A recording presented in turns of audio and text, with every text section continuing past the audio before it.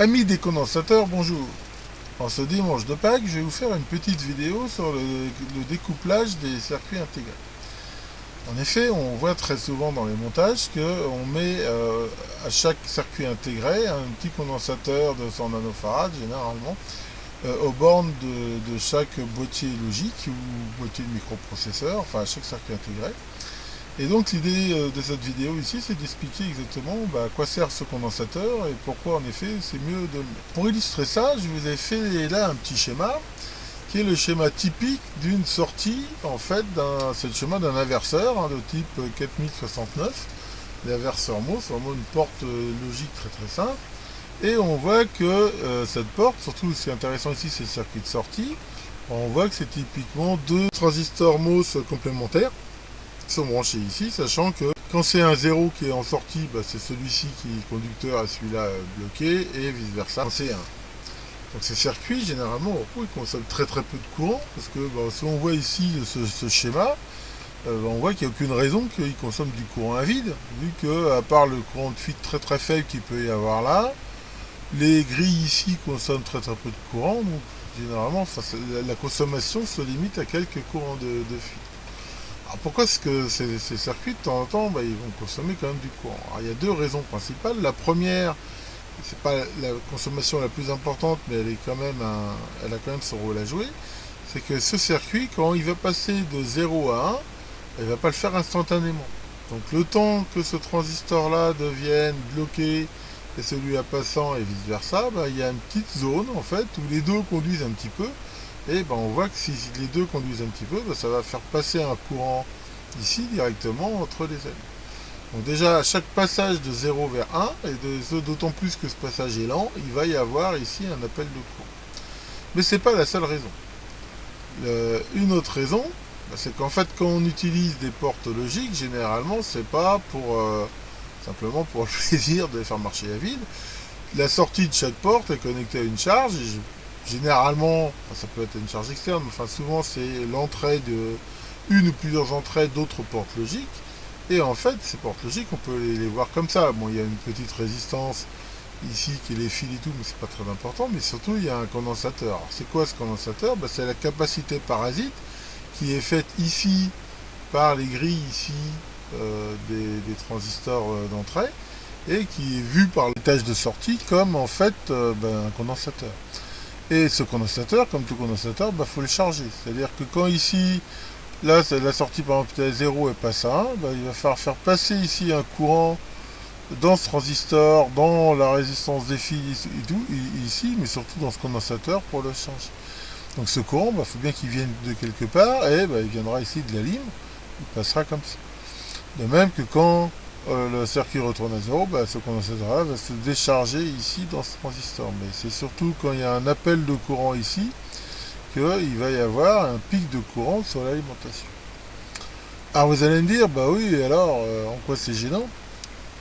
En quoi c'est gênant? C'est gênant parce que là, je vous ai fait un schéma qui est le monde parfait, mais dans la réalité, le fil d'alimentation du circuit, il n'est pas parfait du tout. Dans le monde réel, un bout de fil, même s'il est super de qualité, même s'il est court, même s'il est gros, même s'il est tout ce qu'on veut, il a forcément une résistance, il a forcément une self-parasite, des capacités parasites, des tas de choses. Enfin ici, souvent ce qui va nous embêter le plus, c'est plutôt la partie self-parasite. Souvent la résistance va être assez faible, et c'est surtout le côté selfique qui gêne. Et cette self, qu'est-ce qu'elle va avoir comme effet? Elle va avoir un effet pas terrible, parce que l'effet des selfs, c'est de s'opposer à la variation de courant. Donc ici, au moment où le circuit va commuter, donc il va avoir besoin, on l'a vu, de courant ici pour charger ici son condensateur là, de sortie, et à ce moment-là, la self va s'opposer au passage du courant.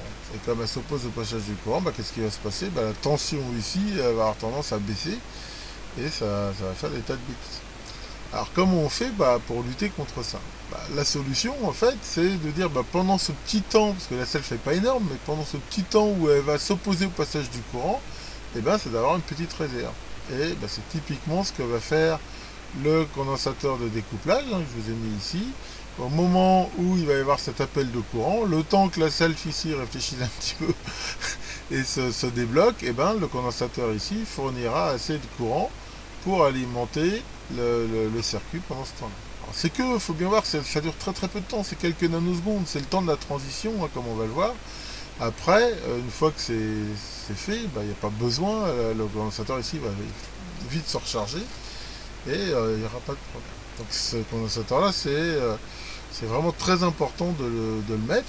On peut le calculer, on peut faire des tas de trucs, mais enfin souvent, hein, la norme, c'est de mettre des condensateurs de 100 nanofarads, souvent c'est largement suffisant. C'est important, donc on voit de le mettre le plus près possible du circuit alimenté, parce que sinon il va encore y avoir une self entre le condensateur et le circuit, donc il faut vraiment le mettre au plus près. Et si on fait ça, généralement ça va vraiment éliminer tous ces problèmes de baisse des alimentations au moment des transitions. Voilà pour la théorie, donc maintenant on va passer à la pratique, hein. Je vous ai fait un petit montage pour vous mettre en évidence ça de façon pour illustrer concrètement ça, j'ai fait un petit montage tout bête, hein. J'ai mis un CD 4069, hein, c'est 6 inverseurs très simples, et je les ai branchés tous avec le en série, et à l'entrée donc j'ai mis un signal carré. Alors j'ai aussi mesuré la consommation moyenne du circuit. On voit qu'ici elle est de 260 microampères. Alors déjà quelque chose qui est très intéressant par rapport à ce que j'ai dit, vous voyez bien que là si j'augmente la fréquence du signal, on voit que de façon très importante, la consommation augmente en fonction. Donc c'est normal, hein, parce que y a de plus en plus de transitions par seconde, donc le système il l'intègre, en fait le courant moyen augmente. Alors que si je baisse ici la fréquence de façon drastique, par exemple là je suis à 1 kHz, on voit qu'on descend à 75 microampères. Je lui ai mis un signal de 10 kHz en entrée et des impulsions de 6 microsecondes environ.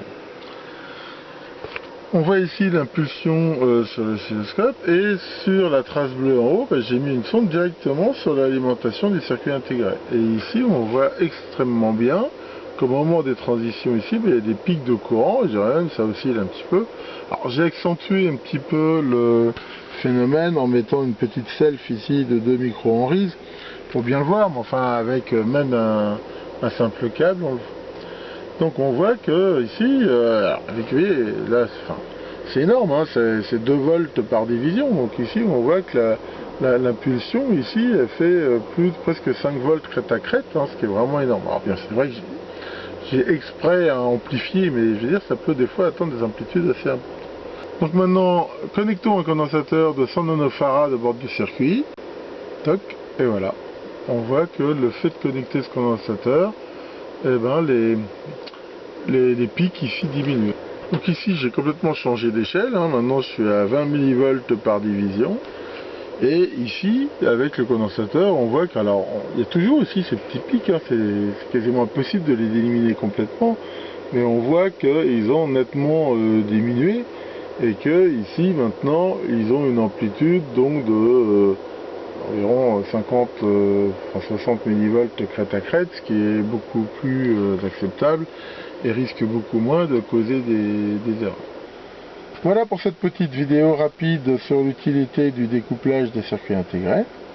N'hésitez pas à mettre des likes ou des commentaires, hein. Pour moi c'est plutôt sympa d'avoir du retour et ça me permet d'améliorer mes vidéos. Merci de votre attention et à bientôt pour de nouvelles aventures.